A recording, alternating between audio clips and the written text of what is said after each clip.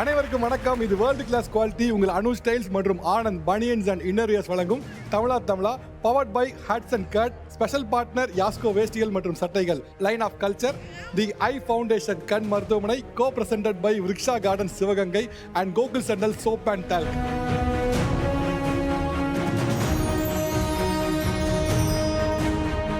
ஏடா 2 குழந்தைய வச்சுட்டு ஒரு இன்ட்ரோ இருக்குன்னு எதிர்பார்த்துருக்கலாம். ஆக்சுவலாக என்ன அப்படின்னா, இந்த நிகழ்ச்சியே குழந்தைகள் பற்றின ஒரு நிகழ்ச்சி தான். ஸோ அதனால தான் குழந்தைகளோட இந்த நிகழ்ச்சியை கொண்டாடலாம் அப்படின்னு பார்த்தோம். தமிழால் நம்ம நிறைய தலைப்புகளில் பேசியிருக்கோம். அப்படி சமீபத்தில் பண்ண தலைப்பு என்ன அப்படின்னா, குழந்தை பெற்றுக்கொள்வதை தள்ளி போடலாம் விசஸ் தள்ளி போடக்கூடாது அப்படிங்கிற தலைப்பில் பேசியிருந்தோம். அப்போது நிறைய மக்கள்கிட்ட வந்த கருத்துக்களில் ஒரு முக்கியமான கருத்து என்னென்னா, ஒற்றை குழந்தையா பெற்றுக்கணும் அப்படின்னு சொல்கிறவங்க ட்ரெண்டு வந்துட்டு இருக்கு. இல்லை நிறைய குழந்தைகள் பெற்றுக்கணும், ஒன்றுக்கு மேற்பட்ட குழந்தைகளை பெற்றுக்கணும் அப்படிங்கிற ட்ரெண்டு வளர்ந்துட்டு இருக்கு. ஸோ இந்த தலைப்புலையும் பேசணும் அப்படிங்கிற கருத்துக்கள் நிறைய வந்துச்சு. நம்ம பேசுகிற தலைப்பு என்ன அப்படின்னா, ஒரு குழந்தை போதும் அப்படின்னு சொல்லக்கூடியவங்க ஒரு பக்கம், இல்லை ஒரு குழந்தை பத்தாது, டைட்டிலுக்கேவா, இல்லை ஒரு குழந்தை பத்தாது, ஒன்றுக்கு மேற்பட்ட குழந்தைகள் பெற்றுக்கணும் அப்படின்னு சொல்லக்கூடியவங்க ஒரு பக்கம். ஸோ இதுதான் நம்ம பேசுகிற தலைப்பு. நான் இந்த ரீசன்ஸ்னால ஒரு குழந்தை போதும்னு சொல்கிறேன் அப்படின்னு உங்களுடைய பர்சனல் ரீசன்ஸ் இருக்கும்ல, இந்த பொது சமுதாய கருத்தில் விட்டு உங்களுடைய பர்சனல் ரீசனை நான் சொல்கிறேன் அப்படின்னா என்ன சொல்லுவீங்க? ஒரு குழந்தை போதும் அப்படிங்கிறதுக்கான ரீசன்ஸ். இப்போ ஒரு குழந்தைக்கு நம்மளால முடிஞ்ச பெஸ்ட் கொடுக்கணும். இப்போ நீங்கள் ஒரு பெஸ்ட் அப்படிங்கிறீங்க, இது ஒரு சப்ஜெக்ட் தான். ஒருத்தருக்கு எனக்கு ஒரு பெஸ்ட்டாக இருக்கும், உங்களுக்கு ஒரு பெஸ்ட்டாக இருக்கும். இப்போ நீங்கள் என்ன பண்ணுறீங்க, உங்கள் கணவர் என்ன பண்ணுறாங்க, நீங்கள் உங்களுக்கு பொண்ணுக்கு இல்லை பையனுக்கு என்ன பண்ணணும்னு நினைக்கிறீங்க, இதுதான் நான் பெஸ்ட்டுன்னு சொல்கிறேன் அப்படின்னு தெரிஞ்சுக்கிறக்கா கேட்குறேன் நான். Okay sir. இப்போ பார்த்தோன்னா என் ஹஸ்பண்ட் ஒரு பேங்கிங் செக்டரில் ஒர்க் பண்ணுறாரு, நான் ஒரு எஜுகேஷன் ஃபீல்டில் ஒர்க் பண்ணுறேன். ஓகே, உங்கள் ஹஸ்பண்ட் பேங்க், நீங்கள் எஜுகேஷன். ஓகே. ஸோ குழந்தைக்கு பார்த்தீங்கன்னா 10 years டவுன் த லைன் அவருக்கு என்ன பண்ணணும், அதுக்கேற்ற மாதிரி இன்வெஸ்ட்மெண்ட் எங்கெல்லாம் இன்வெஸ்ட் பண்ண முடியுங்கிற ஃபேக்டர் சர்ச் பண்ணிட்டு. உங்கள் பையனுக்கு ஒரு 18 வயசு ஆகும்போது எவ்வளோ ரூபா வச்சிருக்கணும்னு நினைக்கிறீங்க? மினிமம் ஒரு 15 lakhs அது வேணும் சார், படிக்கிறதுக்கு மட்டும். மானிட்டரி வைஸ் சொல்லுங்களேன், என் பையனுக்கு அட்லீஸ்ட் இவ்வளோ ஒர்த்து சொத்தை வச்சிருக்கணும், அல்லது இவ்வளோ பேங்க் பேலன்ஸ் நான் வச்சு கொடுக்கணும்னு பார்க்குறேன்னா. இப்போ ஏர்ன் பண்ணுற கெப்பாசிட்டி வச்சு பார்த்தோன்னா 50 lakhsக்கு ஒரு வீடு சார். 50. ஓகே, 50. ஓகே. அண்ட் பேங்க் டெபாசிட்னா ஒரு 25 lakhs. ஓகே, 75 lakhs ஆச்சு. ஓகே, இப்போ 2 பேருமே ஒர்க் பண்ணி இன்னொரு குழந்தை பெற்றுக்கிட்டா இதை டெலிவர் பண்ண முடியாது, இந்த 75 லட்ச ரூபா டெலிவர் பண்ண முடியாது, படிக்கிறது நீங்கள் நினைக்கிற மைண்டில் வச்சிருக்கிறத கொடுக்க முடியாதுன்னு நினைக்கிறீங்களா? கண்டிப்பாக சார். இப்போ இருக்க ஜென்ரேஷன், இப்போ இருக்க லிவிங் மெத்தடாலஜி வச்சு பார்த்தா அதுக்கு சத்தியமாக முடியவே முடியாது. ஓகே, இந்த பக்கம் இவங்க என்ன 2 பேர் வேலை பார்த்தாலும் கூட நான் நினைக்கிற மாதிரி ஒரு பெஸ்ட்டை சிங்கிள் சைல்டாக தான் கொடுக்க முடியும், ஒன்றுக்கு மேற்பட்ட குழந்தையா இருந்தால் நான் நினைக்கிற பெஸ்ட்டை கொடுக்க முடியாது அப்படிங்கிறாங்க. உங்களோட பதில் என்ன? சார் அப்படியே இல்லைங்க சார். எனக்கு 2வது குழந்தை பிறக்கும்போது கொரோனா டைமு, என் வீட்டுக்காரோட ஜாப் போயிடுச்சு. பிஸ்னஸில் இன்வெஸ்ட் பண்ணுறாரு, ஃபுல் லாஸ், ஜீரோவில் ஸ்டார்ட் பண்ணுறோம். என் கொடியை வச்சு எங்கள் வீட்டுக்காருக்கு நான் 2 lakhs கொடுக்குறேன், பேக்கரி பிஸ்னஸ் ஸ்டார்ட் பண்ணுறாரு. இன்றைக்கி என் குழந்தைக்கு 2.5 வயசு ஆச்சு, நாங்கள் 3 பேக்கரிக்கு ஓனர். ஓ, அது போக கொரோனா இன்னும் ஒரு 2-3 வருஷம் இருக்குமா? 3 வருஷம், 2.5 வயசு ஆச்சு. 3 வருஷத்துல 3 பிரான்ச் ஓப்பன் பண்ணிட்டீங்களா? ஆமாம், 2 பேரும் ஃபுல் அண்ட் ஃபுல் ஒர்க்கில் கான்சன்ட்ரேஷன் பண்ணோம். குழந்தைகளை கூட வச்சுக்கிட்டே ஒர்க் பண்ணோம். நான் வீட்டில் ஹோம் பேக்கிங் பண்ணி கேக்கை டெலிவரி பண்ணேன். அவரும் பேக்கரியில் ஃபுல் ஃபோக்கஸாக ஒர்க் பண்ணார். இன்றைக்கி 3 பேக்கரிக்கு நாங்கள் ஓனர். ஸோ இப்போ 2 குழந்தைங்களை பார்த்துக்கிட்டு அவங்களுக்கு பெஸ்ட்டையும் நீங்கள் கொடுத்துட்டு பண்ண முடியும். கண்டிப்பாக. ஓகே, இவங்க ஃபினான்ஸ் பற்றி பேசினாங்க. நான் ஃபினான்ஸ் க்ரைட்டீரியாவுக்கே வரல சார். நான் நீங்கள் ஃபஸ்ட்டு அவங்க சொன்ன மாதிரி நான் ஹெல்த் க்ரைட்டீரியாவுக்கு வரேன். ஒரு 2.5 years வரைக்கும் நான் அவனுக்கு ஃபீட் பண்ணணும், பிரெஸ்ட் ஃபீட் பண்ணணும். இப்போ நான் இப்போ 2 பேருமே ஒர்க் பண்ணுற இதில் மெட்டர்னிட்டி லீவ் அப்படின்னு பார்த்தீங்கன்னா ஒரு சைல்டுக்கு மட்டும்தான் மெட்டர்னிட்டி லீவ் கொடுக்குறாங்க. அது ப்ரைவேட் கன்சர்னில் 3 monthsக்கு மட்டும்தான் மெட்டர்னிட்டி லீவ் கொடுக்குறாங்க. ஸோ அதுக்கப்புறம் நமக்கு வேணும் அப்படின்னா நம்ம ஒன்று லாஸ் ஆஃப் பே போடணும். ஸோ இப்போ நடைமுறையில் என்னென்னா, ஒரு ஒர்க்கிங் உமனாக இருக்காங்கன்னா அவங்களுக்கு 2வது குழந்தை பெற்றுக்கிறதுல நிறைய சிக்கல்கள், நிறைய டிஃபிகல்ட்டிஸ், அப்பார்ட்மெண்ட் ஃபினான்ஷியலே விடுங்க சார். சார் நானும் ஒர்க்கிங் விமன் தான். எனக்கு 6 வயசில் ஒரு பொண்ணு இருக்காங்க சார். நான் 5 வருஷம் கழிச்சு தான் குழந்தை பெற்றுக்கிட்டேன். அதுவும் ட்ரீட்மெண்ட்டில் தான் பெற்றுக்கிட்டேன். செகண்ட் பேபிக்கு இப்போ ட்ரீட்மெண்ட்டில் இருந்துகிட்ருக்கேன் 2 years-ஆக. இந்த மந்த் நான் பார்க்கணும்.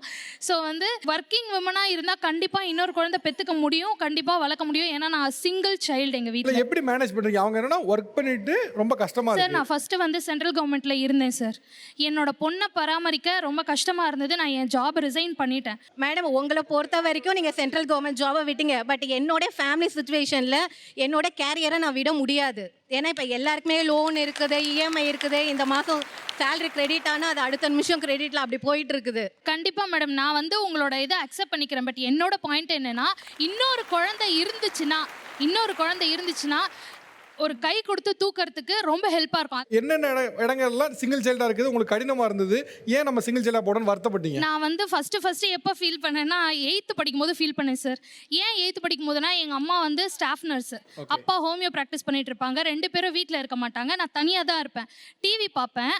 எங்கள் கிச்சனில் வந்து ஒரு கபோர்டு இருக்கும், அதில் மேகி பேக்கெட்ஸ் இருக்கும், சிப்ஸ் பேக்கெட் நல்லா சாப்பிடுவேன்.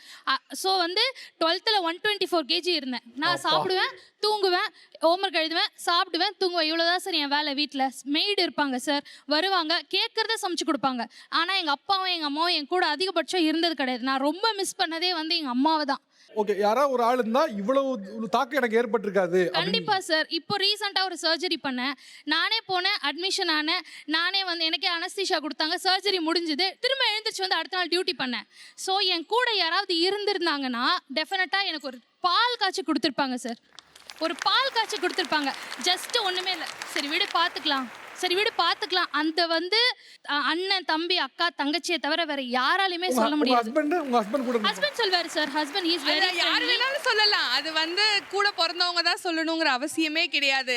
அதெல்லாம் ஒன்ஸ் அப்பான் அ டைம் கூட பிறந்தவங்க தான் வந்து நிற்கணுங்கிற பாயிண்ட் இப்போ கிடையவே கிடையாது. நான் என் எக்ஸாம்பிள் நான் சொல்கிறேன். நான் வந்து ப்ரெக்னெண்ட்டாக இருந்தேன், என் கூட சப்போர்ட்டாக இருந்தது என் ஹஸ்பண்டோட அக்கா தங்கச்சி. இல்லம்மா, அப்படி நீங்க சொல்றத பாருங்க, உங்க ஹஸ்பண்டுக்கு ஒரு அக்கா தங்கச்சி இருக்க பேர் வந்தாங்க. சார் இப்போ எனக்கு வந்து எங்கள் வீட்டில் வந்து 2 பொண்ணுங்க. எங்கள் அக்கா வந்து இப்போ துபாயில் இருக்காங்க. இப்போ நானே கன்சீவாக இருந்து அடுத்த குழந்தை பெற்றாலும் அவங்க வந்து என் கூட இருக்க முடியாது. ஏன்னா அவங்க குழந்தை அங்கே படிச்சுட்டு இருக்கா. ஸோ அவங்க ஃபேமிலி விட்டுட்டு அவங்க இங்கே வர முடியாது. என்ன யூஸ்? ஓகே, இப்போ உள்ளதுல வந்து உங்களுக்கு யூஸ் இல்லைங்க மாதிரி இருக்கலாம். நீங்க சின்ன வயசுல இருந்து வளரும் பொழுது அக்கா உங்களை வந்து வழி நடத்தினதோ, அக்கா வந்து இப்படி பண்ணாத அப்படின்னு சொன்னதோ, உங்களுக்கு சோறு ஊட்டினதோ, உங்களுக்கு அம்மா கூட சேர்ந்து பாசம் காட்டினதோ இல்லைன்னு சொல்ல முடியுமா? எங்கள் அம்மா வந்து 1 டம்ளர் பால் 2 பேர்த்துக்கும் ஈவினிங்கே எடுத்து வச்சுருப்பாங்க. அந்த எல்லாத்துக்கும் ஞாபகம் இருக்கும். அப்போ அந்த 50 பைசா பிஸ்கெட் மாதிரி இருக்கும்ல, அந்த பிஸ்கெட் ஆளுக்கு 10 எடுத்து வச்சுருப்பாங்க. நாங்களே சாப்பிட்டுப்போம், நாங்களே போய்ப்போம். ஏன் 2 குழந்தை இருந்தங்காட்டி எங்கள் அம்மா பெரிய அந்த மஞ்சள் பை தைப்பாங்க இல்லையா, அந்த பை தான் தைச்சாங்க. அப்பா டிரைவர். ஸோ அவங்க லைஃப் அவங்க அடுத்த குழந்தைக்கு சேர்த்தணும் ஓடிக்கிட்டே இருக்காங்க. ஆனால் ஸ்டில் நாங்கள் இப்போ என்ன யோசிக்கிறோன்னா, நாங்கள் ஏன் ஓடணும்? இருக்கிறத வச்சுட்டு ஒரு குழந்தை. ஓகே, இப்போ நீங்க சின்ன வயதுல இருந்தே சகோதரிகளா பிறந்ததுல எந்த பலனுமே இல்லைன்னு சொல்ல முடியுமா? சார் அவ எப்ப பார்த்தாலும் எங்கிட்ட உன்னை தக்காளி கூடையில இருந்து எடுத்துட்டு வருவாங்கங்கறாங்க. அவ அக்காவா சார்? சொல்லுங்க சார். இப்ப அதுதான் அழகு. என்ன இப்படி பேசுறீங்க நீங்க? நான் சிங்கிள் சைல்டு. எங்கள் அம்மாவுக்கு வந்து நான் 11 பேர் மொத்தம் அம்மாவோட சேர்த்து. எங்கள் அம்மா வேலைக்கு போயிடணும், என்ன பார்த்துக்கணும்னா வெளியில் யாரையும் இருந்து விடலை. எங்கள் பெரியம்மா அவங்கள்ட்ட தான் நான் வளர்ந்தேன். ஓகே, உங்கள் அம்மா கூட பிறந்தது 11 பேர். ஓகே, உங்களுக்கு எத்தனை குழந்தை வேணும்? ஒரு 4 5 எத்தனை? என்கிட்ட கேட்கணும். என்னோட ஹஸ்பண்டா? ஓ, அவங்க என்னங்க ஒண்ணுக்கு மேல எத்தனை குழந்தை வேணா சீட்டு கட்டு மாதிரி 4 5 6 எத்தனை வேணா வச்சுக்கேங்கிறாங்க. அதுதான் சரி, ஏதோ அடிக்குது. ஒன்று போதும் சார். எனக்கு வந்து பொன் குழந்தைனா ரொம்ப பிடிக்கும். முதல் குழந்தை பொன் குழந்தையா பிறந்துருச்சு. எனக்கு அதுவே கம்ப்ளீட் ஆன மாதிரி இருக்கு. எனக்கு அதுவே நிறைவா இருக்கு. ஓகே, இது ஒரு சான்ஸா எடுத்துக்கங்க. உங்க ஹஸ்பண்ட் கிட்ட ஒரு 2 காரணம் சொல்லி கன்வின்ஸ் பண்ண ட்ரை பண்ணுவீங்கன்னா என்ன சொல்வீங்க? நான் பட்ட கஷ்டம் என் பொண்ணு படக்கூடாது. நான் அனுபவத்தில் சொல்கிறேன். நான் சின்னதுல இருந்து இன்னைக்கு வரைக்குமே நான் எங்கள் அம்மா கிட்ட கேட்டுக்கிட்டு இருக்கேன், ஏன் எனக்கு ஒருத்தர் இருந்திருக்கலாமே. எல்லாத்தையும் எங்கள் பேரண்ட்ஸ் கிட்ட ஷேர் பண்ண முடியாது. இப்போ உதாரணத்துக்கு எங்கள் 2 பேருக்குமே பிரச்சனைன்னு வைங்களேன், நான் வந்து என் ஃப்ரெண்டு கிட்டேயோ போயிட்டு ஷேர் பண்ண முடியாது. ஏன்னா என்னோட ஃபேமிலி இது. நான் ஸ்ரீலங்காலேருந்து வந்திருக்கேன். எங்கள் அம்மா அப்பா வயசானவங்க, இங்கே கடல் கடந்து என் மக இருக்கா, நான் இப்படியோ அவள் கஷ்டப்படுறாளோ, கொஞ்சம் தான் சொல்கிறாளோ, எப்படியோ நான் போயிட்டு நினச்சோன்னு பார்க்க முடியலையே அப்படின்னு அவங்க வயசுக்கு அவங்க யோசிப்பாங்க, அவங்க வருத்தமாகிடுவாங்கன்னு நான் சொல்ல முடியாது. அப்போது எனக்கு ஒரு அக்காவோ எனக்கு ஒரு தங்கச்சி எனக்குன்னு யாராச்சும் இருந்தா சார், இருந்தாலும் அவங்களால ஃப்ளைட் பிடிச்சி அடுத்த நாள் வர முடியாது சார். இப்போ ஒரு அக்காவோ அண்ணனோ தம்பியோ யாரோ ஒருத்தங்க கடல் கடந்து எங்கேயோ ஒரு மிடில் ஈஸ்ட்ல எங்கேயோ இருந்தாலும் கூட ஒருத்தங்க இருக்கிறாங்கன்னு இருக்கிற நினைப்பு இருக்கு பாத்தீங்களா, அது வந்து ஒரு ஃபீல். நீங்க நல்லா யோசிச்சு பாத்தீங்கன்னா அந்த நினைப்பு இருக்கு பாத்தீங்களா, அந்த செக்யூரிட்டி தான் அவங்க சொல்றாங்க. நான் வந்து ஒரே ஒரு ரீசன் குழந்தை பெற்றுக்குது, ஒரு குழந்தையோட போதும் நிப்பாட்டுறேன்னு சொல்லி ஒரு ரீசன் சொல்லுங்க. Family support sir. ஃபேமிலி சப்போர்ட்டா? என்ன சப்போர்ட்? எனக்கு சிசேரியன் ஃபர்ஸ்ட் குழந்தை தான் சார். அப்போ வந்து அம்மா மட்டும்தான் கூட இருந்து பார்த்துக்கிட்டாங்க. மாமியார் சைடு குழந்தை பிறந்ததுக்கப்புறம் வந்து பார்க்கலைங்க சார். குழந்தை ஆப்ரேஷனில் வந்து மயக்கத்தில் கடந்தேன் சார். நம்ம பொழைப்போமா பொழைக்க மாட்டோமா. ஃபர்ஸ்ட்டு குழந்தை சிசேரியனால எல்லாத்துக்குமே பயம் இருக்குது சார். அந்த வழியை அனுபவிச்சுட்டு வந்திருக்கேன் சார். ஓகே, அதாவது முதல் குழந்தை வந்து சிசேரியனில் பார்த்ததுனால ஒரு பெரிய ட்ராமா வந்துருச்சு, அதனால 2வது குழந்தை வேணும்னு நினைக்கிறேன். இன்னொன்று சார், ரொம்ப கஷ்டப்பட்டேங்க சார். எந்திரிக்க முடியாதுங்க சார். 5 நாளாக சொல்ல போனால் என் பிள்ளைக்கு தாய்ப்பால் கூட கொடுக்க முடியலைங்க சார். இப்போ வரைக்கும் பவுட்ரு பால் தான் சார் குடிக்குது. சப்போர்ட்டுக்கு ஆள் இல்லைங்க சார். இப்போ நீங்கள் வந்து உடல் ரீதியாக சிசேரியன் ஃபேஸ் பண்ணதும் இப்படியான உறவுகள் வந்து உங்களுக்கு சிக்கல்களை கொடுத்து உங்களுக்கு உறுதுணையாக இல்லாததும் தான் ரெண்டாவது குழந்தை வேணாங்கிற இடத்துக்கு கொண்டு போயிருச்சா? ஆமாங்க சார், மெயின் ரீசனே அதாங்க சார். இன்னொரு போஸ்ட்மார்ட்டம் சார். குழந்தை பிறந்ததுக்கு அப்புறம் நமக்கு குழந்தை டார்ச்சல் வேற இருக்கும். அது நைட்லாம் அழுகும். ஏன்னா பிரஸ்ட் ஃபீடிங் கிடையாது. எல்லாம் பால் பவுட்ருங்கிறனால அது கலக்கிறக்குள்ளேயும் அந்த கத்துங்க சார். அது நமக்கு ரொம்ப கஷ்டமாக இருக்குங்க சார். தனியாக ஃபீல் பண்ணியிருக்கேங்க சார். குழந்தை அழுதோன்னே சிசேரிங்னால படுத்தோன்னே எந்திரிச்சு உட்கார முடியாதுங்க சார். குழந்தைய தூக்கி கையில் கொடுக்க முடியாதுங்க சார். நம்ம குழந்தை அழுகுதேன்ட்டு சீக்கிரமாக எந்திரிச்சு தூக்கி பால் கொடுக்க முடியாதுங்க சார். அவ்வளோ கஷ்டம். அந்த பிள்ளை அழுக எனக்கு மனசு ரொம்ப கஷ்டமாக இருக்கும் சார். இது ஒரு பெரிய ட்ராமா தான். ஆக்சுவலாக இது வரைக்கும் பெருசாக வந்து இதை வெளியில் சொல்லலை அல்லது வந்து பெருசாக பதிவு பண்ணப்படலை. இது ஒரு பெரிய மென்டல் ட்ராமா தான். இப்போ இவர்கள் சொன்னது போல் எனக்கு ஒரு மென்டல் ட்ராமா இந்த சிசேரியனாலேயோ அல்லது ப்ரெக்னன்சினாலே ஏற்பட்டுச்சு. அதனால் நான் இரண்டாவது குழந்தை வேணான்னு சொல்கிறவங்க மட்டும் கை தூக்க நான் கொடுக்குறேன். எனக்குமே சி செக்ஷன் தான். ஸோ ஃபர்ஸ்ட் மென்டல் ஸ்ட்ரெஸ்ஸே வந்து நான் லேட் மேரேஜ் அண்ட் தென் நான் ஒர்க்கிங் உமன் வேறு. சி செக்ஷன் என் அம்மாவால் எனக்கு சப்போர்ட் பண்ண முடியல. என் ஹஸ்பண்ட் தான் எண்ட் டு எண்ட். அவர் வந்து பார்த்திங்கன்னா ஃப்ரம் த டே ஒன்லேருந்து என்னை வந்து அவ்வளோ கேர் பண்ணி பார்த்துக்கிட்டாங்க. ஆஃப்டர் 6 months ஜாயின் பண்ணிட்டேன். ஜாபில் ஜாயின் பண்ண வேண்டிய நீட் இருந்ததுனால நான் ஜாயின் பண்ணிட்டேன். அவர் தான் எல்லாமே. அண்ட் தென் ஃபினான்ஷியலாக வந்து கண்டிப்பாக நீட் இல்லைன்னு எல்லாரும் சொன்னாலுமே ஈவன் நாங்கள் இந்த சிஹெச்ஆர் நம்பருக்கு கூட ஒரு 1000 rupees பே பண்ணதுக்கு அப்புறம் தான் கொடுத்தாங்க. நீங்கள் எங்கே வேலை பார்க்குறீங்க? நான் ஒரு ப்ரைவேட் கம்பெனியில் ஒர்க் பண்ணிட்டு இருக்கேன் சார். உங்கள் ஹஸ்பண்ட் வந்து ஆக்சுவலி அவர் என் குழந்தைய மேனேஜ் பண்ணிட்டு இருக்காங்க. அண்ட் தென் அவர் ஷேர்ல இது பண்ணிட்டு இருக்காரு. நீங்க ஒர்க் பண்றீங்க, வீட்ல இருந்து உங்க குழந்தைய பாத்துக்கறாரா? அவர் அதுக்காகவே அவர் வந்து அவரோட கெரியரை வந்து கொஞ்சம் இது பண்ணி வச்சுட்டு அவர் எனக்காக சப்போர்ட் பண்ணிட்டு இருக்காரு. ஓகே, எங்க இருக்காரு? வந்திருக்காரா? வந்திருக்காரு. கூப்பிடுங்க. நிறைய ஷோஸ்ல வந்து நம்ம சொல்லுவோம் காலங்கள் வந்து சேஞ்ச் ஆயிருக்கு. இன்னைக்கு வந்து விமன் ஒர்க் போறாங்கன்னா மென் வந்து சப்போர்ட் பண்றாங்க. அப்போ பலரும் சொல்லுவாங்க அது ரொம்ப சின்ன பர்சன்டேஜ் தான், ரொம்ப ஃபியூவல் பர்சன்டேஜ் தான் சொல்லுவாங்க. உண்மைதான், ரொம்ப ஃபியூவர் பர்சன்டேஜ் தான். ஆனால் அந்த ஃபியூவர் பர்சன்ட்ல ஒரு ஆள் இருக்காருன்னா அவரை கூட்டு வந்து கேமரா முன்னாடி காட்ட நினைச்சோம். அதனால தான் திரு ஓம் பிரகாஷ் வந்து இங்கே இருக்காரு. ஓகே, இப்போ உங்கள் ஒய்ஃப் வந்து ஒர்க் பண்ணுறாங்க, நீங்கள் முழுசாக சப்போர்ட் பண்ணுவீங்களா? ஆமாம். ஓகே, வீட்டில் என்னென்ன சப்போர்ட் பண்ணுவீங்க? அவங்க ஒர்க் பண்ணி என்னென்ன சப்போர்ட் பண்ணுவீங்க? இப்போ அவங்க ஆஃபீஸ் போயிட்டாங்கன்னா இப்போ நான் தான் குழந்தைய ஃபுல்லாக டேக் கேர் பண்ணிக்கிற மாதிரி இருக்கும். என்டையர் டே ஃபுல்லாக பார்த்துக்கிற மாதிரி இருக்கும். இப்போ வெசல் வாஷிங்லேருந்து எல்லாமே, இப்போ பாத்திரம் கழுவுறது எல்லாமே ஒரு ஃபீமேல் என்ன செய்வாங்களோ அது எல்லாமே நான் செஞ்சுட்டு தான் இருக்கேன். ஏன்னா ஆப்வியஸாக நமக்கு வேறு ஆப்ஷன் இல்லை. இப்போ இந்த ஷோ நடக்கும்போதே இவன் அவ்வளோ சேட்டை பண்ணிட்டு தான் இருக்கான். நம்ம தனியாக விட்டுறவும் முடியாது. பின்னாடியே நம்ம ஓவர் கம் பண்ணிட்டே இருக்க மாதிரி இருக்குது. ஏதாவது உயரம் மிதிச்சிருவானா, இல்லை ஏதாவது இரும்பு விழுந்துருமா, டெஃபினட்டாக நமக்கு அந்த கான்சியஸ்னஸ் இருந்துக்கிட்டே இருக்கும். ஆக்சுவலாக சொன்னதில் வந்து இதெல்லாம் வந்து முதல் முறையாக ஒரு ஆண் சொல்லி கேட்குறது ஒரு சந்தோஷமாக ஒரு மாதிரி இதாகவும் இருக்குது. ஏன்னா ஒரு யூஸ்வலாக வந்து மாதிரி ஷோலையோ எங்கேயோ பேசும்போது வந்து பெண் சொல்லுவாங்க இவனை பார்த்துக்கு ரொம்ப கஷ்டமாக இருக்குது, திடீர்னு எடுத்து வாயில் போட்டுருவான், திடீர்னு பார்த்தா ஏதாவது மிதிச்சிருவான், திடீர்னு எங்கேயோ கீழே விழுந்துருவான். இதே அவன் அப்படியே சொல்லும் போது அது கேட்க ஒரு மாதிரி சந்தோஷமாக இருக்குது. இந்த சுச்சுவேஷனை உங்களுடைய அம்மா அப்பா, உங்களுடைய ஃப்ரெண்ட்ஸ் இவங்கெல்லாம் என்ன சொல்கிறாங்க, உங்களை எப்படி பார்க்குறாங்க, உங்கள் சுற்றி இருக்கவங்க என்ன சொல்கிறாங்க? இல்லை, எதுக்கு பேசாமல் இவனே பார்த்துக்கலாமே, அவங்க ஆஃபீஸை வந்து குவிட் பண்ணிட்டு இருக்கலாம்ல, என்ன இருந்தாலும் ஃபீமேல் பார்த்துக்கிற மாதிரி வராதில்ல அப்படின்ற மாதிரி தான் ஆரம்பத்தில் டே ஒன்னே அதை தான் சொன்னாங்க. காலங்காலமாக ஃபீமேலால் மட்டும்தான் குழந்தைய பார்த்துக்க முடியும், மேலாலெல்லாம் வந்து அதெல்லாம் செய்யவே முடியாது. அப்படி தான் க்ளோஸ் ரிலேட்டிவ்ஸில் இருந்துமே அந்த ஸ்டேட்மெண்ட்டு தான் வந்தது ஃபஸ்ட்டு. பட் நான் அவங்கக்கிட்ட என்ன சொன்னதுன்னா, சொல்கிறவங்க சொல்லட்டும், அது வந்து அவங்களோட பாயிண்ட் ஆஃப் வியூ. பட் நம்ம சக்ஸஸ்ஃபுல்லாக வளர்த்தோம்னா அதுக்கப்புறம் அவங்களே சேஞ்ச் பண்ணிக்குவாங்க. ஓகே, இப்போ உங்கள் மனைவி வந்து ரெண்டாவது குழந்தை வேண்டாம், அதுக்கு நான் ஃபேஸ் பண்ண மென்டல் ட்ராமா தான் காரணம். உங்ககிட்ட கேட்டால் நீங்கள் என்ன சொல்லுவீங்க? ரெண்டாவது குழந்தை ஓகேவா, இல்லை ஒரு குழந்தை போதுமானதுங்களா? இல்லை, ஒரு குழந்தை போதுன்ற மென்டாலிட்டியில் தான் நானும் இருக்கேன். ஓகே, என்ன காரணம்? நாங்கள் 2 பேர் தான் ஓடிக்கிட்டு ஃபேஸ் பண்ணுறதுனால. ஓகே, 2 பேர் தான் ஓடிக்கிட்டு இருக்கோம். இப்போ ஃபேமிலிஸில் எல்லா பக்கமும் மெம்பர்ஸ் இருக்காங்க. சப்போர்ட்டுக்கு ஒரு கால் பண்ணி பேசிட்டு அவங்களால அதுதான் செய்ய முடியும். இப்போ இருக்க சூழ்நிலையில் எல்லாருக்கும் சப்போர்ட் பண்ண முடியாது. இப்போ நாங்கள் தான் திருப்பி டே 1 கன்சீவ் ஆனதுலேருந்து இந்த 3rd month செக்கப்லேருந்து ஸ்டார்ட் பண்ணால் திருப்பி இதை நாங்கள் வந்து திரும்பவும் இதை அப்படியே ரொட்டீனாக செஞ்சுட்டு இருக்கோம். ரொம்ப டயர்டாக இருக்குது. இப்போ இவனை யார் பார்த்துக்குவா? இப்போ இன்னொரு குழந்தைன்னா அதையும் பார்த்துட்டு இவனையும் பார்த்துட்டு அவங்களும் ஓடிக்கிட்டு ரொம்ப கஷ்டமாக இருக்குது. ஆப்வியஸாக ரொம்ப கஷ்டமாக இருக்குது. ரொம்ப நன்றி ஓம் பிரகாஷ். ஆக்சுவலாக வந்து இவரை ஸ்டேஜில் கூட்டினதுக்கு முக்கியமான காரணம் என்னன்னா, இன்றைக்கி ஆண்களும் மாறிட்டு வராங்க. ஜென்ரேஷன்ஸ் கம்மியாக இருக்கலாம், பெர்சன்டேஜ் கம்மியாக இருக்கலாம், பட் சேஞ்ச் இஸ் ஹேப்பனிங். அந்த சேஞ்சை நீங்கள் வந்து நடக்கவே இல்லைங்க மாதிரி சொல்லக்கூடாதுங்கிறத ஓம் பிரகாஷ் வந்து கூட்டம். ரொம்ப நன்றி பிரதர், தேங்க்யூ ஸோ மச். இவ்வளோ மென்டல் ட்ராமா ஃபேஸ் பண்ணி தான் அவங்க ரெண்டாவது குழந்தை வேணாம்னு நினைக்கிறாங்க. அந்த மாதிரி ட்ராமாஸ் நீங்கள் ஃபேஸ் பண்ணலையா, அல்லது ஃபேஸ் பண்ணியிருந்தா எப்படி ஃபேஸ் பண்ணீங்க? எனக்கு ஆக்சுவலாக பேபி பிறந்து 15 days என்ஐசியூவில் பேபி இருந்தாங்க. ஸோ நானும் சி செக்ஷன் தான், எமர்ஜென்சியாக சி செக்ஷன் ஆயிடுச்சு. என்னாலையும் நான் 5 days குழந்தை பிறந்து நான் குழந்தைய பார்க்கவே இல்லை. குழந்தை வேறு ஹாஸ்பிட்டலில், நான் வேறு ஹாஸ்பிட்டலில் இருந்தோம். வீட்டுக்கு டிஸ்சார்ஜ் ஆகி 15 days கழிச்சு வீட்டுக்கு வந்துட்டோம்.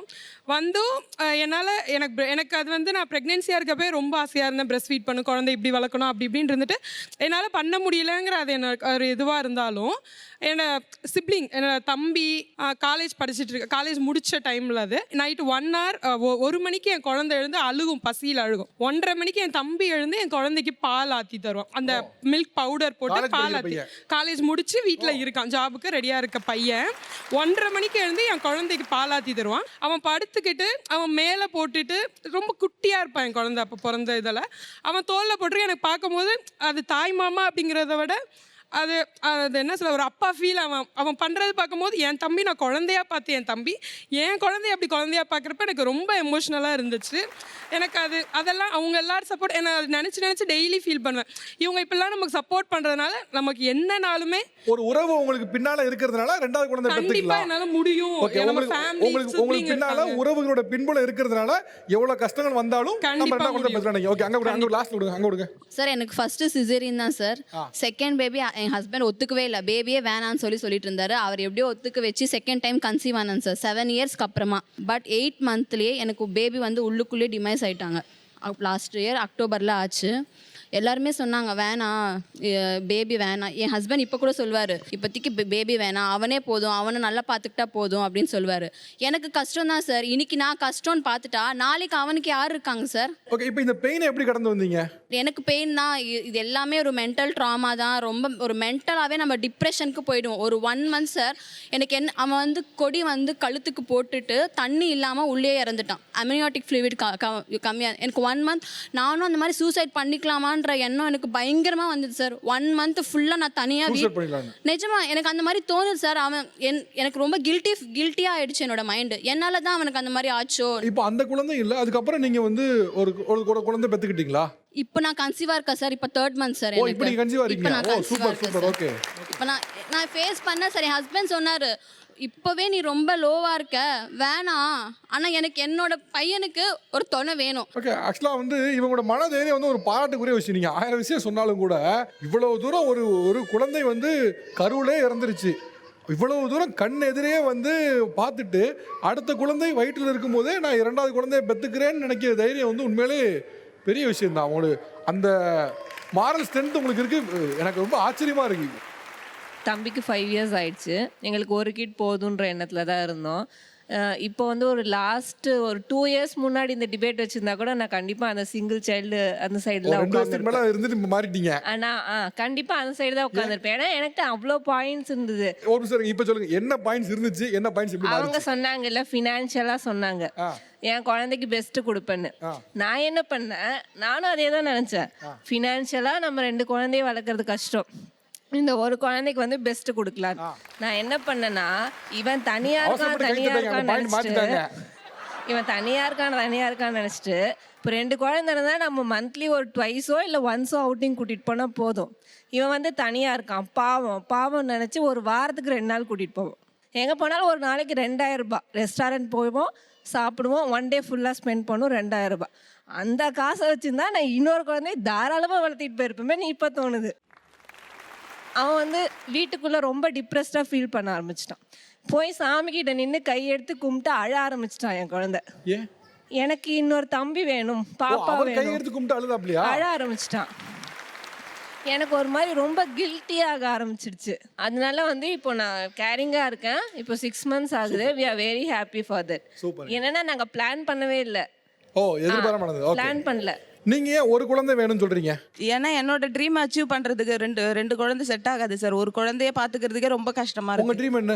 நானும் என் ஹஸ்பண்ட் பிசினஸ் ஸ்டார்ட் பண்ணலாம்னு மேரேஜ் முடிஞ்ச உடனே ஃபிக்ஸ் பண்ணிட்டோம். இப்போ நீங்க இந்த ஒரு குழந்தைய நிப்பாட்ட போறீங்களா? ஒரு குழந்தையோட தான் நிப்பாட்ட போறேன். ஆனா இது ட்வின்ஸா? ட்வின்ஸ்னு கேட்டோன்னே மனநிலை எப்படி இருந்துச்சு? ஒன்றும் இல்லை, நான் மட்டும் ஒரு மணி நேரம் அழுதேன். ஐயோ கஷ்டப்படணுமே, நம்மளால் எப்படி ரன் பண்ண முடியும், ஃபினான்ஷியலாகவும் சரி பார்த்துக்கிறது கண்டிப்பாக யாராவது ஒருத்தவங்களோட சப்போர்ட் வேணும். யாருமே இல்லாத எப்படி நான் மட்டும் வந்து வளர்க்க போகிறேன் அப்படின்னு தான் நான் யோசிச்சேனே தவிர எனக்கு சந்தோஷம் ஒரு செகண்டு கூட வரல. இயற்கையோ கடவுளோ உங்களுக்கு வந்து இரு குழந்தைன்னு முடிவு பண்ணிடுச்சு. நான் என்ன சொல்கிறேன், இந்த ஷோக்கு ஸ்டார்டிங்கில் வந்ததை பார்த்துருப்பீங்க. ஒரு தம்பியை அண்ணங்காரன் வந்து விடாமல் பார்த்துக்கிட்டே இருந்தான். நீங்கள் வழி இல்லை திக்கெட்டு நிற்க நினைக்காதீங்க. குழந்தை பிறந்த பின்னால் 2 பேரை பார்த்துட்டு இருக்கலாம். உங்களுக்கு அதுவே கூட ஒரு இவ்வளோ ஒத்தாசையாக ஒரு 2 பேரா அப்படின்னு உங்களுக்கே கூட பிரமிப்பு ஆகலாம். இப்போவே நீங்கள் அதை பற்றி ஒரி பண்ணி உங்கள் உடம்புக்கு எடுத்துக்காதீங்க. ஓகே, நம்ம ரொம்ப பேச வேண்டாம். அவன் தம்பிகிட்ட கேட்டுருவோம். மைக்கை தம்பிகிட்ட விடுங்க. இல்லை தம்பி என்ன வேணும்? என்ன கேட்கவே இல்லையடா. உனக்கு யார் வேணும்? தம்பி வேணுமா? இப்ப தம்பி வேணும், பாப்பா வேணுமா? என்ன பண்ணலாம்? முடியாதுங்க சார். அப்பா வேணாமாப்பா? அப்பா முடியாது, கண்டிப்பா முடியாது. ஏதோ சாக்லேட் வேணும் மாதிரி கேக்குறீடா. நீங்க சிங்கிள் சைல்டா இல்ல கூட பிறந்தாங்களா? கூட பிறந்தவங்க இருக்காங்க. ஆனா யாரும் எந்த உதவியும் இல்ல. இதுவரை ஒரு முறை கூட எந்த உதவியும் கிடையாது. அப்பா அம்மா எனக்கு 2 பேருமே இறந்துட்டாங்க. இன்னைக்கு ஏன் ஒரே பையன் போகுது அப்படிங்கிறனா, ரொம்ப கஷ்டப்பட்டு வந்து இப்போ பையன் வந்து 3ஆம் கிளாஸ் படிக்கிறான். இப்போ இன்னொரு குழந்தை வரும்பொழுது திரும்ப அவனுக்கு மேலே ஒரு வீடு கட்டி நம்மளுக்கு அப்புறம் வந்து அவனுக்கு இஎம்ஐ கட்ட கடன்காரனாக விடுறதுக்கு எனக்கு விருப்பம் இல்லை. பொதுவாகவே வந்து நான் நிறையா இப்போ நான் ஜேபிஆர் பல்கலைக்கழகத்தில் தமிழ்துறை தலைவராக நான் பணியாற்றிருக்கேன். ஒய்ஃப் வந்து கவர்மெண்ட் ஸ்கூலில் டீச்சராக இருக்காங்க. ஓகே, கோயம்புத்தூர்ல சார் கவர்மெண்ட் ஸ்கூல்ல டீச்சர். நீங்க ஒரு நல்ல காலேஜ்ல வாத்தியாரா இருக்கேன். இவ்வளவு இதுக்கு மேலேயும் வந்து ஃபினான்ஸ்ல நீங்க என்ன ஸ்ட்ராங்கா நினைக்கிறீங்க? போதுமே, அது ஒன்று போதுங்கிறது தான் எங்களுடைய விருப்பமே. அது இப்போ ஒருத்தர் தான் வேலை பார்க்குறாங்கன்னு சொன்னா கூட ஏற்றுப்பேன். 2 பேர் நல்ல ஏர்னிங்ஸ்ல இருக்கவங்களும் இன்னொரு குழந்தை பிறந்தா கடன்காரன் ஆயிடுவேன்னு சொன்னீங்கன்னா, அப்போ நீங்க சொல்லக்கூடிய எட்டக்கூடிய ஃபினான்ஸிங் என்ன சார்? நாங்கள் படிக்கிற காலத்தில் வந்து +2 வரையிலுமே 10,000 கூட செலவானு கிடையாது. ஆனால் இன்னைக்கு ப்ரீகேஜிக்கே வந்து 1 லட்ச ரூபா டொனேஷன் கொடுக்குறோம். நான் ஒன்று சொல்லணும்னா, உங்க மனைவி வந்து அரசு டீச்சர். இன்னைக்கும் நீங்க 12th அரசு பள்ளியில சேர்த்தா 10,000 தான் ஃபீஸ். சமூகம் வந்து பிரைவேட் தானே விரும்புறாங்க. நீங்க பிரைவேட்ல சேருங்க, உங்களோட சாய்ஸ். நான் இல்லை வேணான்னு சொல்ல மாட்டேன். ஆனா இன்னைக்கு அப்படின்னு ஆப்ஷன்ஸே இல்லைங்கிற மாதிரி, அன்னைக்கு 10,000 ரூபாய்க்கு அது முடிஞ்சிச்சு. இன்னைக்கு 10,000 ரூபாய் வாய்ப்பே கிடையாது. 10 லட்ச ரூபாய் தான் முடியுங்க மாதிரி நீங்க இமேஜ் கட்டமைக்க விரும்புறீங்க. இன்னைக்கு அதுக்கு ஆப்ஷன்ஸ் இருக்கு, நீங்கள் தேர்ந்தெடுப்பது இல்லை. ஒரு ரீசன் நான் வந்து ஒரு குழந்தைக்கு மேலே பெற்றுக்கணும்னு சொல்றதுக்கான ஒரு 2 ரீசன் சொல்ல என்ன சொல்லுவீங்க? சார் நான் வந்து எனக்கு இன்னும் மேரிட் ஆகலை, நான் ஐஎம் சிங்கிள் தான். இப்போ வந்து என்னென்னா என் கூட எனக்கு 3 பேர் சார் எங்கள் ஃபேமிலியில். நாங்கள் அண்ணன் தம்பிங்க. 2017 என்னோட அம்மா அப்பா 2 பேருமே இறந்துட்டாங்க. ஸோ அப்போ நான் 12th படிச்சுட்டு இருந்தேன். ஓகேங்களா, காலேஜ் போகிறதுக்கு எனக்கு என்ன படிக்கிறது எதுவுமே தெரியாது, கேள்விக்குறி என்னோடய ஸ்டடியே. அந்த டைமில் எங்கள் அண்ணனும் என் தம்பியும் 2 பேருமே வேலைக்கு போயிட்டு 3 பேரில் நான் தான் நல்லா படிப்பேன்ட்டு என்னை அவங்க தான் ஃபீஸ் கட்டி எல்லாத்துக்குமே காலேஜுக்கு சேர்த்து விட்டு பிஎஸ்சி எம்எஸ்சி 2மே முடிக்க வச்சு இன்றைக்கி ஒரு பேங்க் ஜாப்பில் நான் வேலை செய்கிறேன் சார். நீங்கள் வந்து படித்ததுக்கு உங்கள் அண்ணன் தான் காரணம்? ஆமாம் சார், அண்ணன் தான். அண்ணன் என்ன பண்ணுறாங்க? கடலுக்கு மீன் பிடிக்க போய் சம்பாரித்து அதில் வச்சு இது பண்ணாங்க சார். நீங்கள் படிக்கும் அவங்க என்ன படிச்சுட்டு இருந்தாங்க? அவங்க படிக்கவே இல்லை சார். தம்பி வந்து 9th ஸ்டாண்டர்ட் வரைக்கும் படித்தான். அப்புறம் அவனும் மாலை கட்டுற வேலை, அவனும் கொஞ்சம் ஃபீஸுக்கு எல்லாத்துக்குமே ஸ்டடீஸ்க்கு ஹெல்ப் பண்ணி சப்போர்ட் பண்ணது அவங்க தான் சார். ஸோ என்ன சொல்கிறேன்னா, அண்ணன் தம்பி சப்போர்ட் இல்லைன்னா இப்போ எங்கள் அம்மா என்ன ஒரு குழந்தை அப்படின்னு என்னை விட்டுட்டு போயிருந்தாங்கன்னா இந்த சமுதாயம் என்ன அனாதைன்னு சொல்லியிருக்கோம் சார். ஒரு குழந்தை போதும் அப்படின்னு சொல்லி அவங்க வந்து வலுவான காரணம் சொல்கிறாங்க. நீங்கள் மல்டிபிள் குழந்தை பெற்றுக்கணும், ஒரு குழந்தைக்கு மேலே பெற்றுக்கணும்னு சொல்கிறதுக்கு ஒரு சாலிடான ஒரு 3 ரீசன் சொல்லுங்கள். இப்போ பார்த்தீங்கன்னா எனக்கு வந்து 2 குழந்தை. ஒரு குறிப்பிட்ட சமயத்தில் என்ன பண்ணிட்டான்னா என்னோட ஃபர்ஸ்ட் குழந்தை செத்துட்டான். முதல் குழந்தை இறந்துட்டாங்க. எப்படி என்ன ஆச்சு? என்ன வாட்டம்? ஹைட்ரோசெஃபலஸ்னு ஒரு பிரச்சனை, அது ஜெனடிக் டிசார்டரில் வரும், நியூராலஜியில் வரும். எப்போ இறந்தாங்க? அவங்க எத்தனை வயசு இருக்கும்போது? 3 வயசில் சார். 3 வயசுலையா? ஆமாம் சார். முதல் குழந்தைக்கு ஜெனடிக் டிசார்டர் இருக்கிறது தெரியாமவே 2வது குழந்தைங்களுக்கு கரு உருவாயிருச்சு. அப்போ முதல் குழந்தைக்கு போய் கண்டுபிடிச்சிடுறாங்க. அப்போ தான் டாக்டருக்கே அந்த விஷயம், எனக்கு அந்த வார்த்தையே ஹைட்ரோசெஃபலஸ்ங்கிற வார்த்தையே அப்போ தான் எனக்கு ஜெனடிக்ஸில் வருது, நான் பார்க்குறேன். ஸோ அப்போ டாக்டர் சொன்னதுக்கப்புறம் இந்த குழந்தை கண்டிப்பாக பிறக்காது, உயிரோடு இருக்காது, அப்போ கண்டிப்பாக உங்களோட இன்னொரு குழந்தைக்கு இந்த ப்ராப்ளம் கிரியேட் ஆகிருக்குன்னு டாக்டர் அடித்து சொல்கிறாரு. அதாவது இப்போ முதல் குழந்தைக்கு இந்த பிரச்சனை இருக்குது நீங்கள் கண்டுபிடிக்கிறதுக்கு முன்னாலேயே 2வது குழந்தை வந்து கரு உருவாயிருச்சு. திருப்பூரில் அப்போ நாங்கள் சாதாரண ஒரு மெட்ரிகுலேஷனில் 1300 ரூபா சம்பளத்தில் 2 பேர் ஒர்க் பண்ணிட்டு இருந்தோம். இது இப்போ என்ன பண்ண போகிறீங்க அப்படின்னு கேட்டாங்க. மேடம், ஏற்கனவே ஒரு குழந்தை உயிருக்கு போராடிட்டு இருக்கிறான், இந்த குழந்தையும் கழிச்சிட்டோம்னா எங்கள் வாழ்க்கையை அழிஞ்சு போயிடும், இந்த குழந்தைய நாங்கள் பெற்றெடுத்தே ஆகணும், என்ன வந்தாலும் சரி அப்படின்னு ஒரே முடியோட ஒத்த காலில் நின்னதுக்கப்புறம் 4 தடவை ஸ்கேன் எடுத்து அதுக்கப்புறம் ட்ரீட்மெண்ட் கொடுத்துக்கிட்டே இருக்கும்போது முதல் பையன் செத்ததுக்கப்புறம் 2வது பையன் பிறந்தோம். இப்போ எப்படி இருக்காங்க சார்? பையன் படித்து 10th first mark, 12th first mark. பார்த்தீங்கன்னா இன்றைக்கி நீட்டில் above 630. அவனை சின்ன 2003 என் பையன் பிறக்கிறான், 2005 நான் அப்பாயிண்டடு, 2006 என் ஒய்ஃப் வந்து கும்பகோணம் அப்பாயிண்டடு. அந்த 3 வயசில் அந்த குழந்தைய என்கிட்ட விட்டுட்டு போனாங்க. சின்ன வயசுலேருந்து அவனையும் வளர்த்துக்கிட்டு காலையில் 4:30 மணிக்கு மேலே இன்னைய வரைக்கும் நான் தூங்குனது கிடையாது. கரெக்டாக 4:30 மணிக்கு எழுந்திரிப்பேன். 2 பொரியல் என் பையனுக்கு பண்ணணும். 2 பொரியல் பண்ணிவிட்டு அவனை கொண்டு போய் ஸ்கூலில் விட்டுட்டு நான் ஸ்கூலுக்கு போயிட்டு திருப்பி வந்து அவனை கூட்டிகிட்டு வந்து அவனை குளிப்பாட்டி அவனுக்கு ஸ்நாக்ஸ் கொடுத்து அவனுக்கு தேவையான எல்லாம் கொடுத்து. உங்களோட ஒய்ஃப் சார்? ஒய்ஃபு கும்பகோணத்தில் இருக்காங்க சார். அவங்க மேக்ஸட் பிடி அப்பாயிண்டட். நீங்க இருக்கீங்க? நான் திருச்சியில் அப்பாயிண்டடு. ஓகே, நீங்க வந்து உங்க குழந்தை நீங்க தான் பார்த்துட்டு இருக்கீங்க? நான் தான் பார்த்துக்கிட்டேன். நான் தான் ஃபுல் அண்ட் ஃபுல் பார்த்துக்கிட்டேன். இப்போ உங்க ரெண்டாவது பையன் என்ன பண்ணிருக்காங்க சார்? ரெண்டாவது பையன் இப்போ மதுரை மெடிக்கல் காலேஜில் MBBS பண்ணிட்டு இருக்கான். MBBS படிக்கிறாரோ? MBBS பண்ணிட்டு இருக்கான். இல்லை சார், உங்களோட போராட்டம் வந்து உண்மையிலே பாராட்டக்கூடிய ஒரு விஷயம். ஏன்னா ஒரு தனி மனிதராக இருந்து இவ்வளவு தூரத்துக்கு ஒரு குழந்தைய வளர்த்து MBBS வரை கொண்டு வந்தது டீச்சர் சொன்னாங்க, எஜுகேஷன் சொன்னாங்க. ஒரு ஆம்பளையா இருந்து இன்னொரு குழந்தை இருந்தா கூட என்னால் வளர்க்க முடியும், எனக்கு அந்த நம்பிக்கை இருந்துச்சு. இவ்வளோ போடுறது நடுவே என்னால் ஒரு குழந்தைய டாக்டர் வரைக்கும் ஆளாக்க முடியும். இந்த மாதிரி ஒரு ப்ராப்ளம் எப்போ வரும்னு சொல்ல முடியாது, இல்லை வந்து ப்ராப்ளம் எப்போ வரும்னு சொல்ல முடியாது. அப்படி இருக்கும் பொழுது இன்னொரு குழந்தைங்கிறது உங்கள் நல்லதுக்கே தான் சொல்கிறேன் அப்படிங்கிறாங்க. அது ஏன் உங்களால் புரிஞ்சுக்க முடியல? அது வந்து அவங்க 2 பேருமே ஹஸ்பண்ட் ஒய்ஃப் பொருளாதாரத்துலேயும் மென்டலியும் நல்ல இது ஸ்டேபிளாக இருக்காங்க. நாங்கள் அப்படி இல்லை சார். எனக்கு வந்து 9 வருஷம் கழிச்சு தான் பொம்பளை கொஞ்சம் அப்படி இல்லையா? அவங்க கஷ்டத்து நடுவில் தானே பண்ணியிருக்காங்க. நீங்கள் பொருளாதாரத்தில் நல்ல ஸ்ட்ராங்கான ஒரு ஆளா? இல்லை அப்போ நாங்கள் 2 பேரும் வாங்கின சம்பளம் 1300 ரூபா தான். அட் ப்ரெசென்ட் வேணா 3 lakhs இருக்கலாம் சார். நான் சொல்கிற ஸ்டேஜில் எங்கள் 2 பேர்த்து சம்பளம் 2600. அந்த காலத்தில் கூட பெரிய வேல்யூ தான் சார். அது ஒரு வேல்யூ அமௌண்ட் தான். பட் அது ரொம்ப எக்ஸ்பென்சிவாக பயங்கரமாக சம்பாதிச்சேன்னு சொல்கிற அளவுக்குலாம் இல்லை. அது என் லைஃப்பில் அப்படி கிடையாது. என் ஹஸ்பண்ட் வந்து என் பொண்ணு UKG இருக்கும்போது இறந்துட்டாரு. எனக்கு 2 பொம்பளை குழந்தை சார். அந்த 2 பொம்பளை குழந்தை நான் எவ்வளோ கஷ்டப்பட்டு வளர்த்தேன் தெரியுமா சார்? ஒருத்தர் சப்போர்ட் கிடையாது சார் எனக்கு. ஒரு கூட பிறந்த அக்கா வந்து ஹைகோர்ட்டில் வேலை செய்கிறாங்க. என் பொண்ணுக்கு ஃபீஸ் கட்டணும் சொல்லுவேன். என் கூட வேலை செய்கிறவங்க, கூலி வேலை செய்கிறவங்க சார். அவங்க எல்லாரும் கலெக்ட் பண்ணி என் பொண்ணுக்கு 56,000 ஃபீஸ் கட்டலாங்க சார். யாரும் ஒருத்தர் சப்போர்ட் கிடையாது சார் எனக்கு.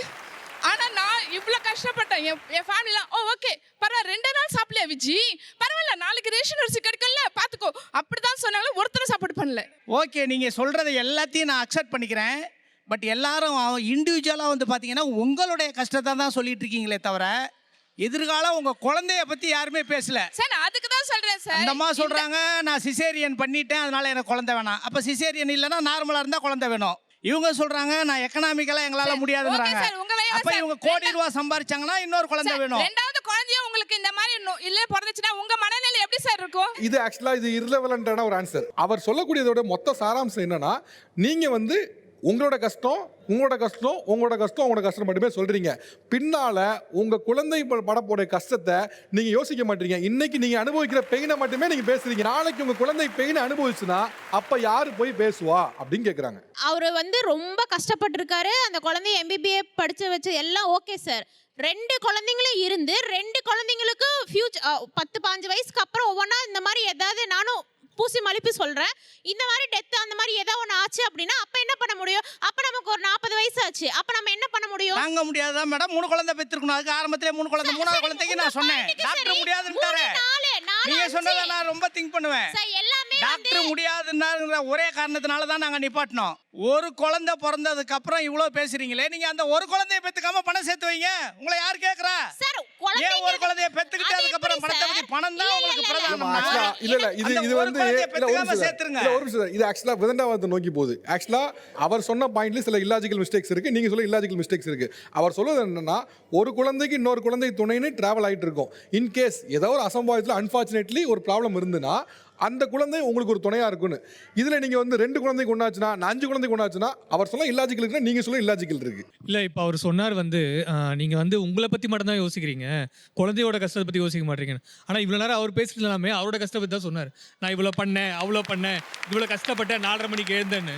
ஆனால் முதல் குழந்தை 24 மணி நேரம் அழுதுச்சு, அதை இவர் பார்த்துக்கிட்டு தான் இருந்தார். ஆனால் ஒன்றும் செய்ய முடியல. ஆனால் 2வது குழந்தையும் தெரிஞ்சுமே அந்த கஷ்டத்தில் ஏன் தள்ளுறீங்க அந்த 2வது குழந்தைய? நீங்கள் சொல்கிறது ஓகே தான். இப்போ நான் என்னோட குழந்தைய வந்து நான் கலைச்சிடுறேன். கவனிங்க, இப்போ நான் என் குழந்தைய கலைச்சிட்டேன். ஏன்னா 3வது குழந்தை இல்லை. நாங்கள் 2 பேரும் சம்பாதிக்கிற பணத்தை தூக்கி ஆற்றுல போடுறதா மாதம் காசு என்ன பண்ணுறதா தெரியல. என்கிட்ட கூட எனக்கு வேணும். எனக்குன்னு ஒரு பில்லர் வேணும். என் வாழ்க்கைக்கு ஒரு அர்த்தம் வேணும், எனக்குன்னு ஒரு பில்லர் வேணும், அதை நோக்கி நான் ஓடிட்டு இல்லைங்க இருக்கணும். இப்போ வந்து இருங்க இல்ல இல்ல இப்ப நீங்க சொன்ன இவங்களை நோக்கி வச்ச சார்ஜ் தான் இப்போ உங்களை நோக்கி வருது. நீங்க உங்க மெட்டீரியலிஸ்டிக் லைஃபா நீங்க வச்சுக்கிட்டே பணம் சம்பாதிக்கும், சொத்துக்கும் ஒரு வாரிசு வேணும், அதுக்கு அந்த குழந்தை எவ்வளவு சஃபரிங்ஸ் சாத்தாலும் போகணும் அப்படிங்கிற மாதிரி ஆயிடுது இல்ல. இது ஒரு வகையில் உங்களோட போராட்டத்தை தமிழா மனதார வரவேற்கிறது, வாழ்த்துக்கள் தெரிவிச்சுக்கிறது. ஒரு 20 வருஷம் ஒரு குழந்தைய இப்படி ஒரு ப்ராப்ளம்ஸ் இருக்குன்னு நிறைய நேரங்களில் சின்ன ஒரு டெஃபெக்ட் இருந்தால் கூட குப்பைத்தொட்டில் போகிறத பார்க்குறோம், இன்னைய வரை செய்தியில் பார்க்குறோம். அப்படி இருக்கப்போ இவ்வளோ ப்ராப்ளம் இருக்குன்னு தெரிஞ்சும் தனி மனிதராக நீங்கள் வளர்த்ததில் மிகப்பெரிய வாழ்த்துக்கள் சார். இது உங்கள் குழந்தைய இன்னும் மேலும் வரும்போது எந்த ப்ராப்ளமும் இல்லாமல் இருக்கணும் அப்படின்னு வாழ்த்துக்கள் தெரிவிச்சுக்கிறேன் சார். இப்போது ஒரு கேள்வி இவர்களை இப்போ நோக்கி நீங்கள் கேட்கணும் அப்படின்னா என்ன கேட்பீங்க? 2 குழந்தைங்க ஒரு வீட்டில் வளர்றதுனால ஆட்டோமேட்டிக்காக ஷேரிங்ன்ற பழக்கம் அவங்களுக்கு கண்டிப்பாக வரும். பப்ளிக்கில் உங்கள் குழந்தை போய் இன்னொரு குழந்தைக்கு ஷேர் பண்ணுமா, முடியுமா அந்த சுச்சுவேஷன்? முடியும். என் பையன் 3 இயர்ஸ் ஆகுது, அவனுக்கு கூட சிப்ளிங்ஸ் கிடையாது, யாரும் கிடையாது, எங்கள் அம்மா அப்பாட்ட தான் வளர்றான்.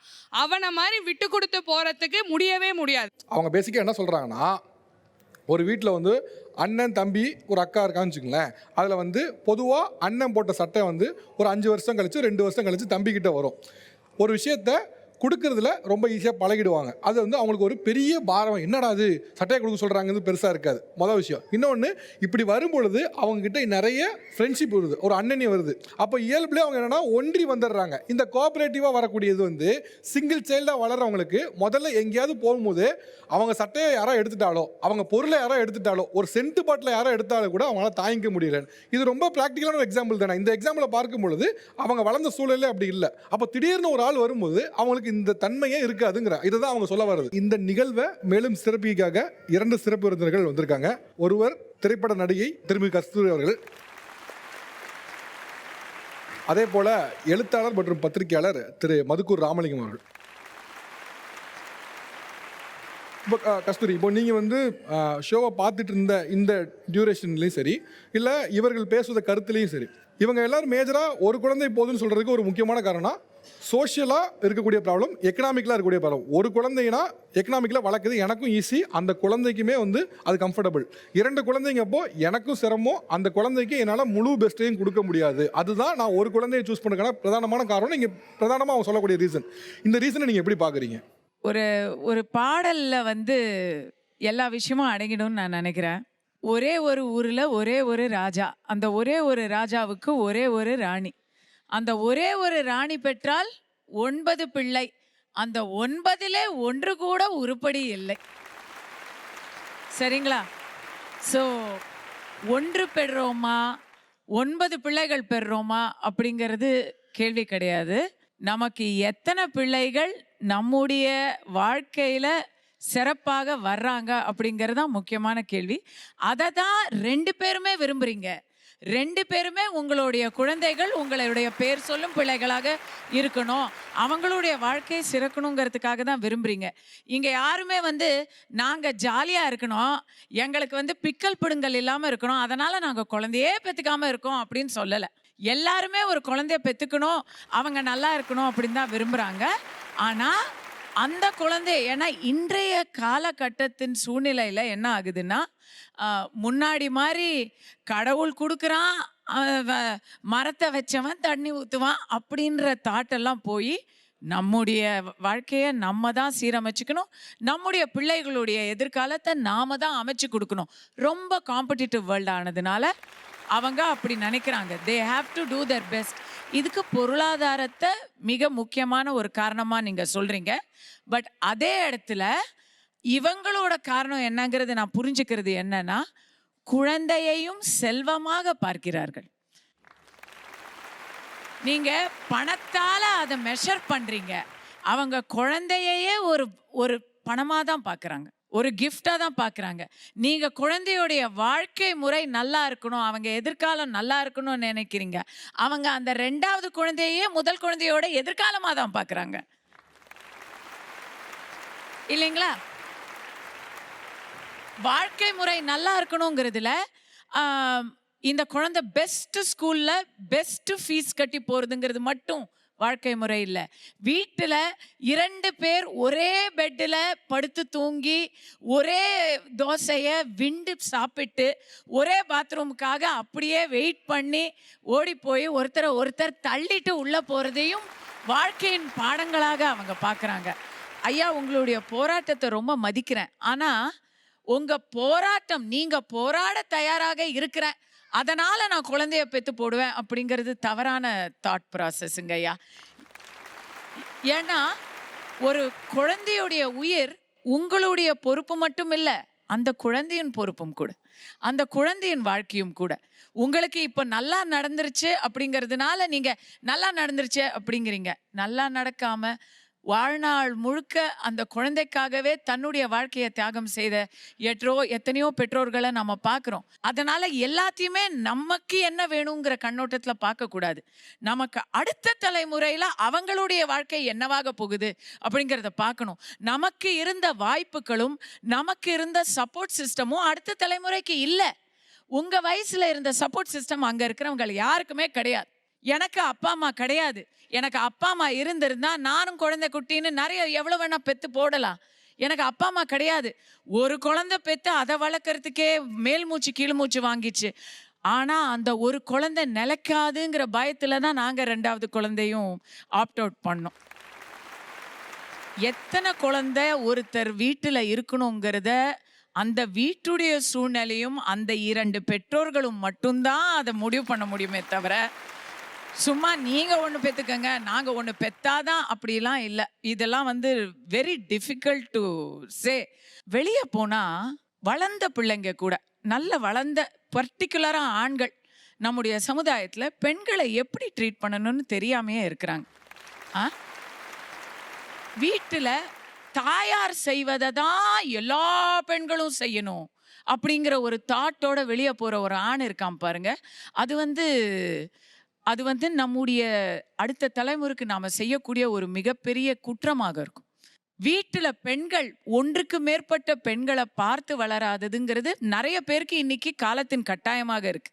ஆனால் அட்லீஸ்ட் ஒன்றுக்கு மேற்பட்ட குழந்தைகளோடு வாழ்ந்தாலாவது அந்த ஒரு விட்டு கொடுக்கும் மனப்பான்மை, மற்றவர்களோடு சேர்ந்து வாழும் மனப்பான்மை, குறிப்பாக பெண்களை மதிக்கும் மனப்பான்மை வரும்னு நான்லாம் எதிர்பார்க்கிறேன். நாம் கேட்குறோம்ல, ஏண்டா நீ எல்லாம் அக்கா தங்கச்சியோட பிறக்கவே இல்லையான்னு. அந்த கேள்விக்கு பதிலாகவாவது பெண் குழந்தைய பெற்றிருந்தா உன்னோட நிறுத்திக்கங்க, ஆனால் ஆண் குழந்தைய பெற்றிருந்தா தயவு செய்து இன்னொரு குழந்தைய பெற்றுக்கோங்க. நீங்கள் முயற்சி பண்ணுறதும் பண்ணாததும் உங்களுடைய சாய்ஸ். ஓகே, திரு ராமலிங்கம், இப்போ கஸ்தூரி சில பாயிண்ட் சொன்னாங்க. சிங்கிள் சைல்டாக இருக்கவங்களுக்கு இந்த கோஆபரேட்டிவ் மாதிரியான விஷயங்கள் இல்லாமல் போயிடும் அப்படிங்கிற மாதிரியான ஒரு இமேஜ் இருக்குது. அந்த குவாலிட்டிஸை வளர்ப்பதற்காகவாது இந்த மாதிரியான சூழலை வளர்றது நலம் அப்படின்னு சொல்லுது. இன்னொன்றுனா, இன்றைக்கி இருக்க சூழல் உண்மையிலேயே ஒரு குழந்தையை பெற்றுக்கிட்டு அதை நல்லா வளர்க்குற மாதிரி தான் பொருளாதார சூழல் இருக்கா? அதனால தான் அவங்க அப்படி சொல்கிறாங்க. இதுதான் நிதர்சனமா? இல்லை, இப்போ எங்கள் வீட்டில் பார்த்தீங்கன்னா நான் 6வது பிள்ளைங்க. 6வது பிள்ளை? ஆமாம். எங்கள் அக்கா, அதுக்கப்புறம் 3 அண்ணன், அப்புறம் நான், அப்புறம் என் தங்க ஒன்று இருந்தது, இறந்து போயிடுச்சு. இப்போ கூட நான் ஒரு இடத்துக்கு ஆளுக்கு ஒரு திசைக்கு போயிட்டோம். இப்போ நான் ஊருக்கு போகணும் அப்படின்னு நினச்சா எனக்கு என் மனசில் என்ன தோணுது, எங்கள் அக்கா இருக்காங்க, அண்ணன் இருக்காங்க, அவங்கள பார்க்க போகலாம் அப்படின்னு. இந்த ஒரு குழந்தை இருக்கிறது யாரை நினச்சி அவங்க ஏங்குவாங்க? இதை விட சகோதரி சொன்னதில்லைங்க, குடும்பத்தில் 2 பேர், அப்போ எனக்கு 2 பசங்க இருக்காங்க. எனக்கு உண்மையிலேயே ஆசை ஒரு பெண் குழந்தை இருந்தால் ரொம்ப நல்லதுன்னு நினச்சேன். பட் எங்கள் வீட்டில் அதெல்லாம் போதும் அப்படின்னு சொல்லி நிறுத்திட்டாங்க. எதுக்காக சொல்கிறேன்னா, இந்த 2 அண்ணன் இருக்கிற குடும்பத்தை விட ஒரு ஆண் ஒரு பெண் இருக்கிற அந்த உறவு இருக்கு இல்லையா, ரொம்ப ரொம்ப அற்புதமானதுங்க. நீங்கள் பாசமலரில் ஆரம்பித்து பல படங்களில், இன்னும் சொல்லப்போனால் இந்த தாய்மாமன் அப்படிங்கிற உறவை எங்கேருந்து வருது? நீங்கள் வேறு எந்த சமூகத்திலையும் இல்லாத ஒரு அற்புதம் என்னென்னா அந்த தாய்மாமன்கிறது. இப்போ இனிமேல் எதிர்காலத்தில் சிங்கிள் சைல்டு போதும் அப்படின்னா தாய்மாமன் எங்கேருந்து வருவார்? அதுபோல் நீங்கள் ஒன்று யோசிச்சு பாருங்கள், சிங்கிளை போதுங்கிறீங்கள 1000 உறவு இருந்தாலும் ஆண்களை பொறுத்த வரைக்கும் இந்த கொழுந்தியால் அப்படின்னு சொல்லும் பொழுது முகத்தில் ஒரு மலர்ச்சி வருது இல்லை? ஒருவேளை சிங்கிள் பெண்ணாக இருந்திருந்தா அவரே தவறாக இல்லைங்க, சும்மா விளையாட்டுக்கு கிண்டல் பண்ணி மாமன் வச்சுருன்னு கிண்டல் அடித்து விளையாடுவாங்க.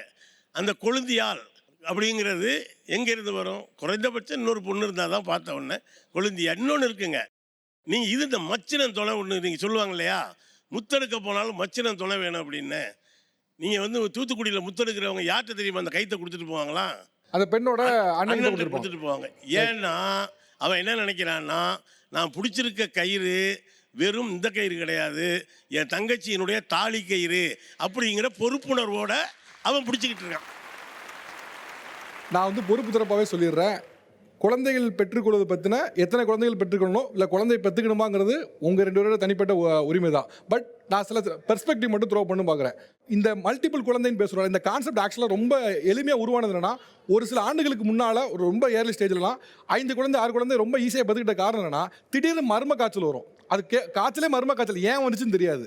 அப்போ திடீர்னு பார்த்தா அண்ணன் பெருசாக வளரும் போது தம்பி ஒருத்தர் இருக்க மாட்டான், தம்பி தலையெடுக்கும் போது தங்கச்சி ஒரு ஆள் இருக்க மாட்டான். அப்படி பார்த்தா கடைசியில் ஒரு பேரண்ட் வந்து ஒரு 40-50 பேரை தொடும்போது 5 குழந்தை பெற்றெடுத்தவங்க திடீர்னு பார்த்தா 2 குழந்தை இருப்பாங்க, இல்லை 1 குழந்தை இருப்பாங்க. அப்படி ஒரு சூழல் ஏற்பட போய் தான் அவங்க என்ன பண்ணாங்கன்னா இப்படி வந்தோம். ஆனால் இன்னைக்கு சூழல் அப்படி இல்லை, ரொம்ப சிம்பிளாக இருக்குது. மெடிக்கல் நல்லா வளர்ந்துருச்சு, அதனால் 1 குழந்தை போதுமானது அப்படின்னு நினைக்கிறாங்க. அதில் இவங்க சைடில் இருந்தாலும் கூட உறவுகளை பொறுத்த வரைக்கும் நீங்கள் கொஞ்சம் எல்லாரையுமே சந்தேகங்களோட பார்க்காதீங்க, மனிதர்கள் மேலே முழுசாக அவநம்பிக்கை கொள்ளாதீங்க. என்னதான் இருந்தாலும் நீங்கள் ஒரு பிரச்சனைனா காவல்துறை இதெல்லாம் சமுதாயத்துக்கு போனாலும் உறவுகள்கிட்ட தான் போய் நிற்பீங்க முதல்ல. அதனால் எல்லாரும் மேலேயும் அவநம்பிக்கை கொள்ளாதீங்க. நிச்சயமாக மாறலாம், நீங்கள் ஒரு கடத்தை எவால்வ் ஆன மாதிரி உங்கள் உறவுகளும் கூட மாறலாம். ஸோ அதனால் நீங்கள் ஒரு முடிவு எடுக்கும் போது உறவுகளை மட்டுமே வச்சு ஒரு முடிவு எடுக்காதீங்க, உங்களோட பர்சனலாக யோசிங்க. இது நிகழ்ச்சி சிறப்பாக பங்காற்றுறவங்களுக்கு பரிசளிக்கக்கூடிய நேரம். இது விருக்ஷா ப்ரமோட்டர்ஸ் வழங்கும் 5000 ரூபாய் ஒருத்தான ஒரு கிஃப்ட் ஹேம்பர். இதை வந்து யூஸ்வலாக நம்ம பேச்சு வழக்கிலே இருந்துருது, ஆண்கள்லாம் வந்து வீட்டை கவனிக்கிறது இல்லை அப்படின்னு. இல்லை வீட்டை கவனித்து பெண்ணை வந்து வேலைக்கு சுதந்திரமாக அனுப்பி அவங்களுக்கான விஷயத்த தொடர்ந்து பண்ணிட்டு இருக்காரு அப்படின்னு ஆன் ஸ்டேஜ்லேயே ப்ரூவ் பண்ண மேடம், நீங்களும் உங்களோட ஹஸ்பண்டாக வாங்க போகிறாங்க. சார் வாங்க.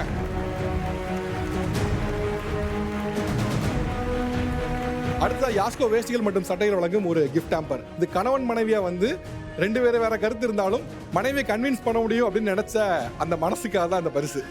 வாங்க, நீங்க தான் 2வது குழந்தைக்கு வாழ்த்துக்கள்மா, நீ அக்செப்ட் பண்ணீங்கன்னா. ஸோ இப்படியான ஒரு நிகழ்ச்சியில் 2 சிறப்பு விருந்தினர்கள் வேணும் அப்படின்னு சொல்லி அழைத்தோம். இருவருக்கும் என்னுடைய மனமார்ந்த நன்றி, உங்களோட வருகைக்கு ரொம்ப நன்றி, தேங்க்யூ. இது வேர்ல்டு கிளாஸ் குவாலிட்டி உங்கள் அனு ஸ்டைல்ஸ் மற்றும் ஆனந்த் பனியன்ஸ் அண்ட் இன்னர்வியர்ஸ் வழங்கும் தமிழா பவர்ட் பை ஹட்சன் கட். ஸ்பெஷல் பார்ட்னர் யாஸ்கோ வேஷ்டிகள் மற்றும் சட்டைகள், line of culture, the eye foundation கண் மருத்துவமனை, co presented by Vriksha garden Sivaganga and Gokul sandal soap and talc. மற்றும் ஒரு நிகழ்ச்சி சந்திக்கிறேன். நன்றி, வணக்கம்.